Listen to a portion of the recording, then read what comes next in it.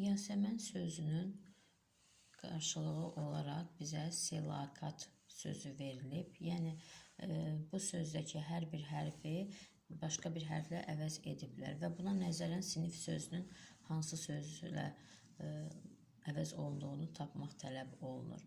Sinif sözü S hərfi ilə başlayır və Yasəmən sözünün 3-cü hərfidir.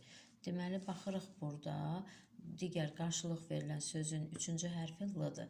Deməli, bizə L ilə başlayan söz lazımdır və variantların içində B və C-ni tez götürürük, çünki L ilə başlamır.